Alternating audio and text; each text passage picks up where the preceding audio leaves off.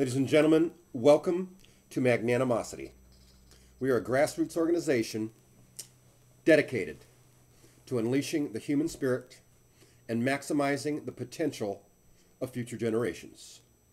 This is part 4 in a 10-part series entitled, Oh Yes We Are, Unleashing the Human Spirit. Please feel free to visit us at magnanimosity.webs.com. That's magnanimosity.webs.com.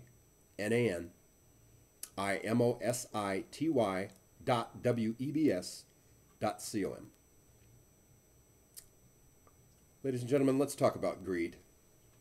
Clearly, the current state of the world's financial collapse is a direct result of greed. Too many people taking far more than they will ever give. Greed is not a natural state and cannot be found anywhere outside the human race. No child is born with greed.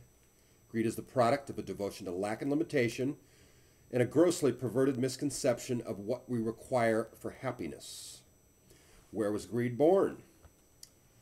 Greed is not the result of the unbridled indulgence of a child, quite the opposite. The second a mother starts withholding anything from a young infant, the paradigm for lack and limitation is set. The younger, and therefore the more malleable and impressionable the infant, the more destructive and irreparable the damage.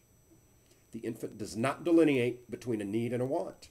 So anything withheld, whether it be a bottle, a cookie, a toy, etc., contributes to the baby's belief in lack and limitation. This leads directly to greed, and it increases with age.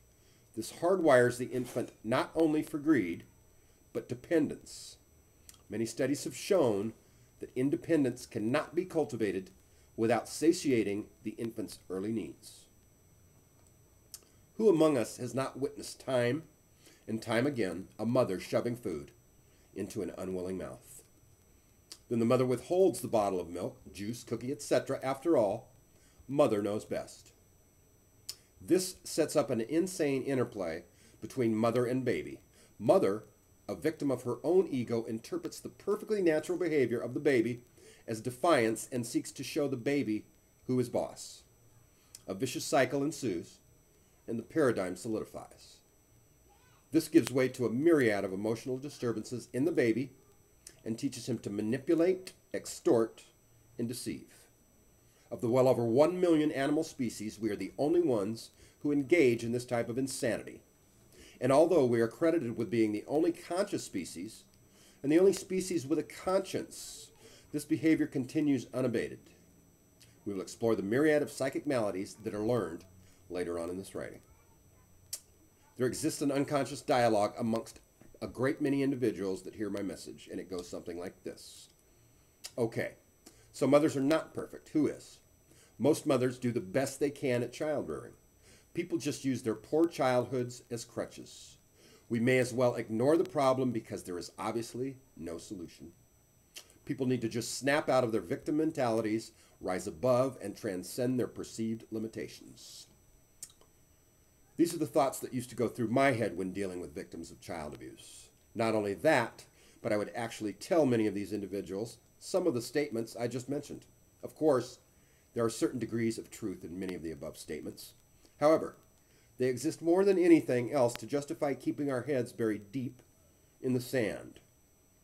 Now, at this point, many of you may be ready to accept the fact that there indeed does exist a real problem. However, the vast majority of you will be so overwhelmed by the scope of the problem and unable to come up with a quick and easy solution that you will opt to take the easy way out and remain ignorant. Let us explore each of these statements because they are in fact the very beliefs that contribute directly to the universal denial of the problem, thereby forestalling a solution. Number 1. Okay, so mothers are not perfect. Who is? Now, this statement, although obviously true and seemingly innocuous, accomplishes nothing other than keeping us locked in a deep state of denial, facilitating the preclusion of a solution. A mother can only impart to a child that which she possesses herself. Unfortunately, her own negative traits are amplified in the child, thereby not only perpetuating, but in fact increasing the problem. Therefore, we will never naturally evolve out of this problem. It will only get worse with time, never better. And Until we take a stand and implement profound changes, we are ensured continued and far-reaching global problems. The stakes are much too high to continue for another moment stuck in denial.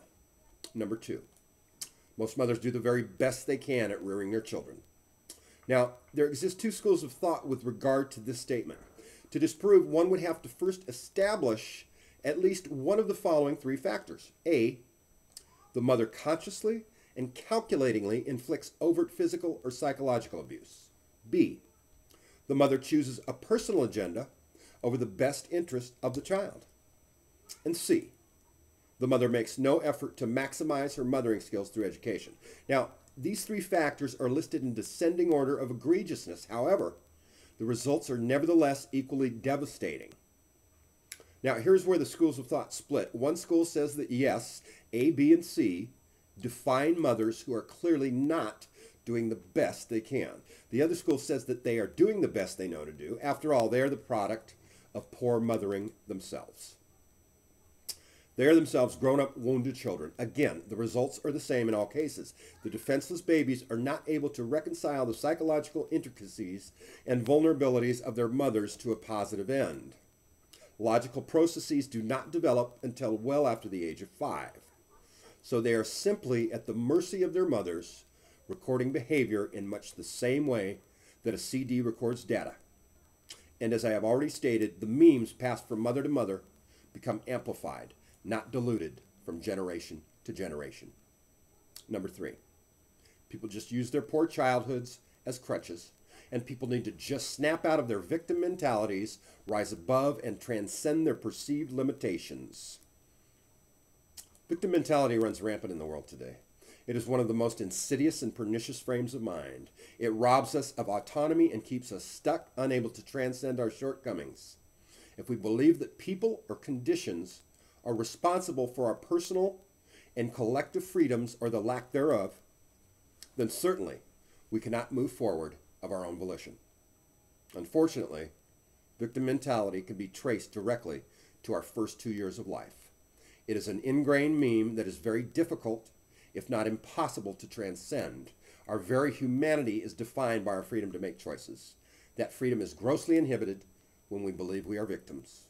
It is a handicap that creates emotional quadriplegics. Ladies and gentlemen, that concludes part 4 in a 10-part series entitled Unleashing the Human Spirit. Please join us tomorrow for part 5 by using the keywords Unleashing the Human Spirit. And again, please visit us at magnanimosity.webs.com. That's magnanimosity.webs.com. And thank you.